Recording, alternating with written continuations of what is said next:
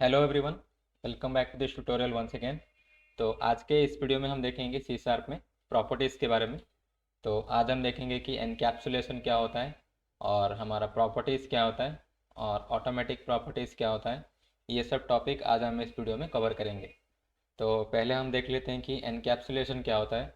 Before we start to explain properties you should have a basic understanding of encapsulation. The meaning of encapsulation is to make sure that sensitive data is hidden from the user।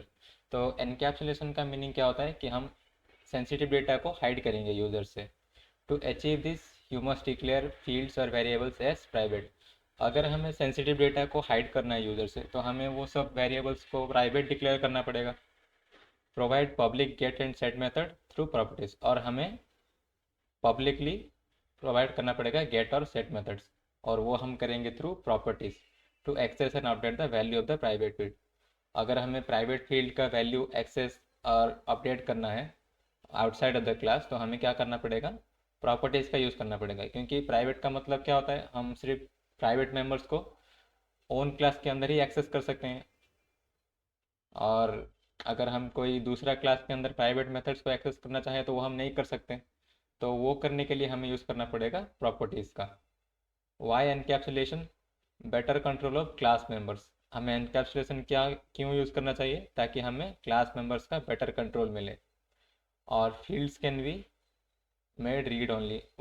अगर हम encapsulation का use करेंगे तो हम fields को read only कर सकते हैं। मतलब रीड ओनली का मतलब क्या है कि हम सिर्फ उसके अंदर गेट मेथड का यूज़ करेंगे, ठीक है। और राइट ओनली मतलब उसके अंदर हम सिर्फ सेट मेथड का यूज़ करेंगे।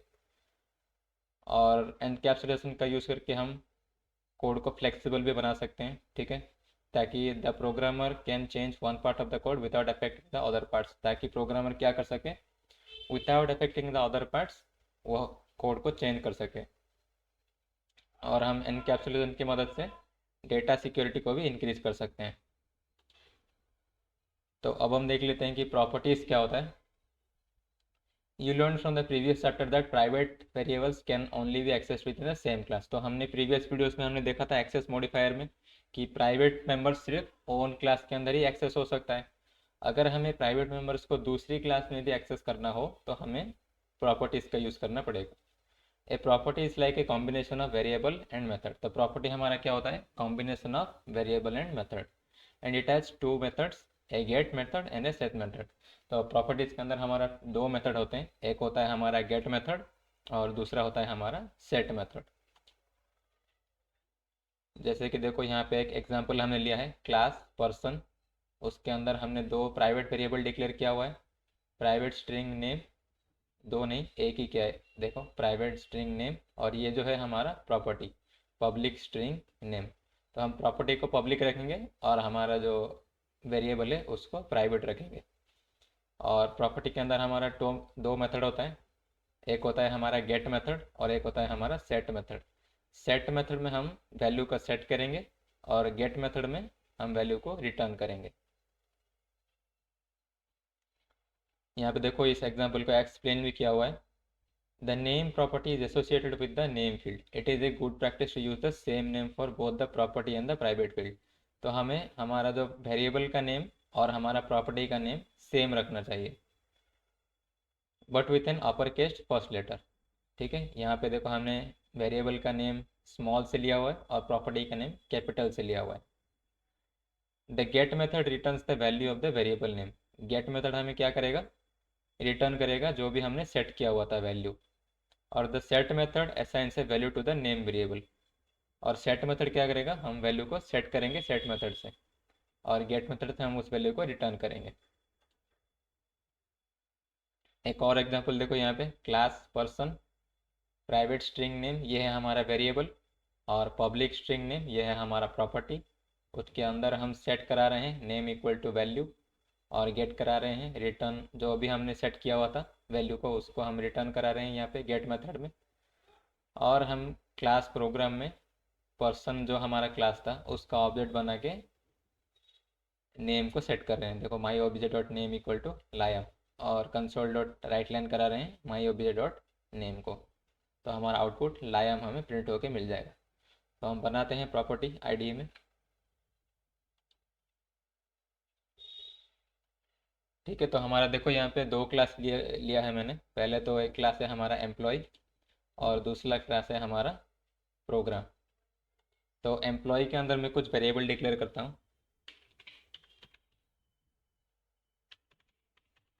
Private string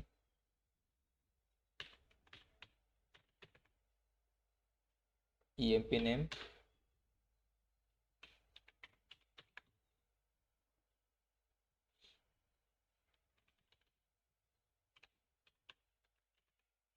emp age, private int, emp id। ठीक है, तो मैंने तीन वेरिएबल डिक्लेयर किया प्राइवेट मेंबर का। और अब हम बनाएंगे इसका प्रॉपर्टी। तो पहले हम बनाते हैं emp नेम का property, public string emp name. ठीक है, तो प्रॉपर्टी के अंदर हमारा दो मेथड होता है। एक तो हमारा होता है सेट, एक होता है हमारा गेट। तो सेट के अंदर हम क्या करेंगे,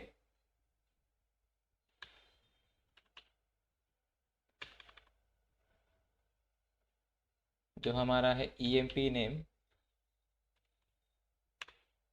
इक्वल टू हम कराएंगे वैल्यू। और हम गेट में क्या कराएंगे, रिटर्न emp नेम। ठीक है, अब हम ये क्लास का एक ऑब्जेक्ट बनाएंगे, employee emp equal to new employee, emp dot, देखो ये है हमारा प्रॉपर्टी। तो जब मैं emp डॉट कर रहा हूँ, ये जो देखो emp नेम के साइड में एक सिंबल है, तो ये सिंबल को हम प्रॉपर्टी बोलते हैं। अब मैं यहाँ पे करूँगा emp नेम,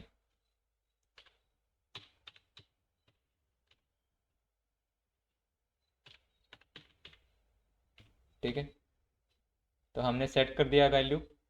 तो ये जो हमने वैल्यू सेट किया हुआ है रोहन, ये आ जाएगा हमारा वैल्यू के अंदर।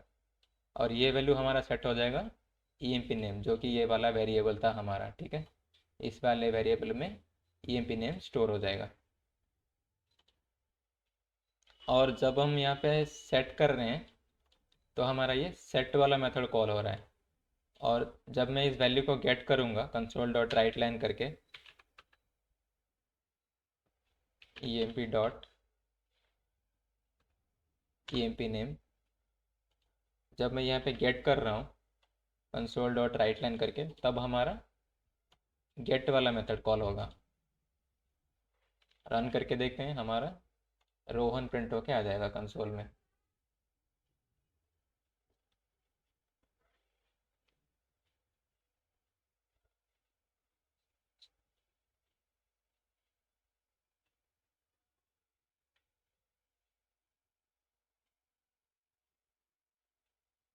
ठीक है, हमारा कंसोल में रोहन प्रिंट होके आ गया।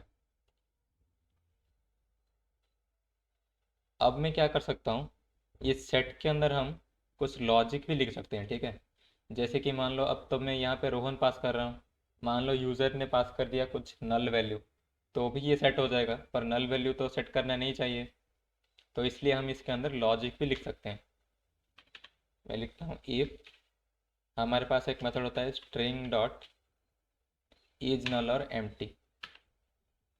तो ये क्या करेगा कि हमारा स्ट्रिंग जो है वो एम्प्टी या नल तो नहीं है, ये चेक करेगा। ठीक है, अगर हमारा स्ट्रिंग एम्प्टी या फिर नल हुआ, तो हम एक कंसोल डॉट राइट लाइन करवाएंगे, मतलब एक मैसेज प्रिंट करवाएंगे कि please enter a valid name.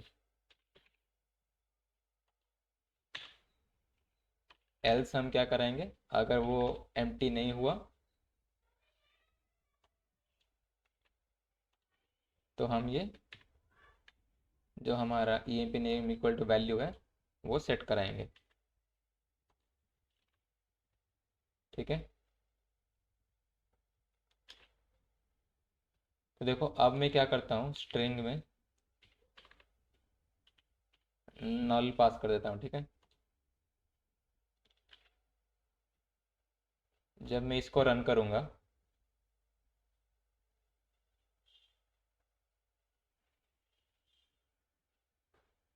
तो देखो यहाँ पे अब मैसेज आ गया, please enter a valid name, क्योंकि हम नल पास नहीं कर सकते क्योंकि हमने यहाँ पे अब वैलिडेशन लगा दिया।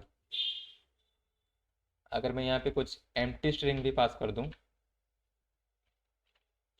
और अब मैं रन करूँ तो सेम मुझे मैसेज प्रिंट होके मिल जाएगा कि please enter a valid name. ठीक है, हमारा मैसेज प्रिंट होके मिल गया। और मैं कुछ सही नाम अगर पास कर दूँ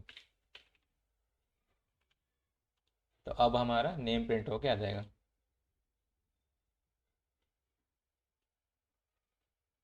ठीक है, तो हमारा नेम प्रिंट होके आ गया कंसोल में। तो ऐसे करके हम सेट मेथड के अंदर अब अपना लॉजिक भी लिख सकते हैं। तो ये था हमारा सी शार्प में प्रॉपर्टी। मैंने तो ईएमपी नेम के लिए प्रॉपर्टी बना दिया, आप ईएमपी एज और ईएमपी आईडी के लिए प्रॉपर्टी खुद बना के देखना। और नेक्स्ट वीडियो में हम पढ़ेंगे कि टाइप्स ऑफ प्रॉपर्टीज़, हमारे पास कुछ टाइप्स पे होते हैं प्रॉपर्टीज़ के, वो हम नेक्स्ट वीडियो में कवर करेंगे। तो तब तक के लिए goodbye and thanks for watching.